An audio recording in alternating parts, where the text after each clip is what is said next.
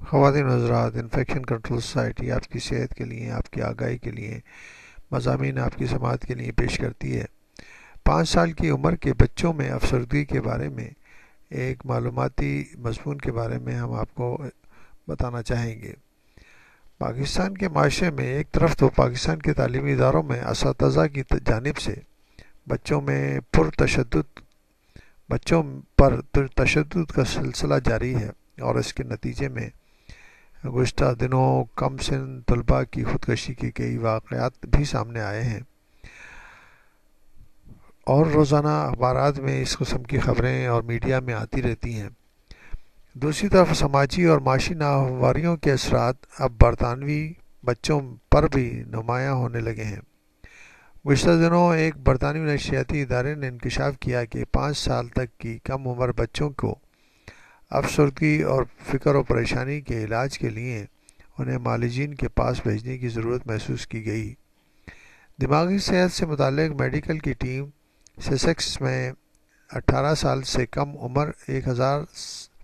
سے زائد بچوں کے علاج میں مصروف ہے، جبکہ سولنٹ میں 324 بچوں کو نفسیاتی علاج کے لیے ریفر کیا گیا۔ ذہنی خلفشار دور کرنے والی ایک عام دوا پروزیک کے نام سے دستیاب ہوتی ہے کی فروخت آکسفورڈ شائر میں 26% اور برک شائر میں 13% بڑھ گئی ہے۔ ماہرین کا یہ کہنا ہے کہ بے روزگاری اور مالی مسائل کی وجہ سے والدین میں آئے دن کی بحث اور لڑائی جھگڑے کے باعث بچے بھی ذہنی دباؤ کا شکار ہو رہے ہیں۔ اس سال فروری میں برطانیہ کی سرکاری محکمہ صحت نے بتایا سسیکس میں 11 ایئرز سے کم عمر کے تقریباً 330 بچوں اور 12 سے 18 ایئرز کی عمر کے 830 بچوں کا علاج کیا جا رہا تھا۔ امریکہ کے وسکانسن میڈیسن یونیورسٹی میں کی گئی ایک اور الگ تحقیق میں یہ دیکھا گیا ہے کہ وہ بچے جو ایک طویل عرصے سے ذہنی دباؤں کا شکار رہتے ہیں، ان کے دماغ کا ایک حصہ ذہنی دباؤ سے محفوظ ساتھی بچوں کے مقابلے میں چھوٹا رہ جاتا ہے۔ دماغ کے اس مخصوص حصے کا تعلق یادداشت اور حافظے پر ہوتا ہے۔ ذہنی دباؤ والے بچے سیکھنے سمجھنے کی صلاحیتوں میں پیچھے رہ جاتے ہیں اور یادداشت سے متعلق ٹیسٹ میں اچھی کارکردگی نہیں دکھاتے۔ ریسرچرز نے کہا ہے کہ اگرچہ تمام خاندانوں کو کچھ نہ کچھ اسٹریس کا سامنا ضرور رہتا ہے، لیکن ہم نے اپنی تحقیق میں جو نتائج اخذ کیے ہیں وہ بہت زیادہ ذہنی دباؤ سے متعلق ہیں، اور جو اس وقت دیکھے جا سکتے ہیں جب خاندان کے افراد تشدد قسم کے جرائم کا شکار ہوں، یا خاندان کا کوئی بچہ یا دوسرا شخص اس طویل عرصے سے کسی اذیت ناک بیماری میں مبتلا ہو۔ ایک اور جائزے میں یہ بھی دیکھا گیا ہے کہ لڑائی جھگڑے اور پرتشدد ماحول میں پرورش پانے والے بچے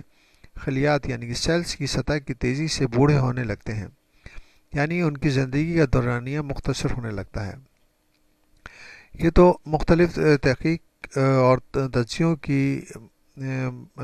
معلومات آپ تک پہنچائی گئیں، اور ہمارے جیسے معاشرے میں جہاں روزانہ بے شمار مسائل سامنے آتے ہیں اور بچے ان کا اثر لیتے ہیں، تو آپ سمجھ سکتے ہیں کہ ان کی حالت کیا ہوگی۔ ایک طرف تو بیماری، دوسری طرف کم خوراک، تیسری طرف روزانہ کے مسائل، تشدد کے مسائل، روزانہ کی ہڑتالیں اور اسٹرائکس مختلف طریقوں سے، اس کے علاوہ فائرنگ اور اس کے بعد کلنگ کے واقعات جو روزانہ رونما ہوتے ہیں اور میڈیا پہ ہر چیز دکھائی جاتے ہیں، تو آپ یہ جان سکتے ہیں کہ ان مسائل سے بچوں پہ کس طرح برا اثر پڑ رہا ہوگا۔ اور اس کے علاوہ جو اور مسئلے ہیں، جیسے لوڈ شیڈنگ کا مسئلہ ہے، گیس کی لوڈ شیڈنگ ہو رہی ہے، پانی کی کمیابی ہے، اس طرح ہر فرد جو ہے مسائل کا شکار ہے، تو ان کنڈیشن میں بچوں کے اوپر کس طرح افسردگی کے اثرات ہوں گے، اور جن کو جو ہے اپنا فیوچر بھی صحیح نظر نہیں آتا. تو اب دیکھا یہ گیا ہے کہ ہمارے ملک میں بھی بچے بے شمار مسائل کا شکار ہو رہے ہیں. اس کے اوپر اور ستم یہ ہے کہ اسکولوں میں بھی بچوں پر تشدد کیا جاتا ہے اور ان کو پریشرائز کیا جاتا ہے کہ وہ جو ہے زیادہ سے زیادہ کام کریں اور ہوم ورک دیا جاتا ہے. اور ہوم ورک کرنے کے لیے سب سے اہم بات یہ ہے کہ لوڈ شیڈنگ کی وجہ سے بچے صحیح طرح اپنی تعلیم پہ توجہ بھی نہیں دے سکتے. ساتھ میں بچوں کا کافی وقت جو ہے ٹی وی کے پروگرامز دیکھنے میں خرچ ہو جاتا ہے، جس کی وجہ سے انہیں بھی مسلسل ذہنی دباؤ کا شکار رہنا پڑتا ہے. بہرحال یہ سارے مسائل ہمارے سامنے ہیں، ہمارے بچے ہمارے سامنے ہیں، ہمارا فیوچر ہمارے سامنے ہے. ہم اس کو کس طرح بہتر کر سکتے ہیں، یہ لمحہ فکریہ ہے. ہمیں سوچنا چاہیے کہ کس طرح ہم ان مسائل سے نکل سکتے ہیں اور بہتر طریقے سے اپنے بچوں کی پرورش کر سکتے ہیں.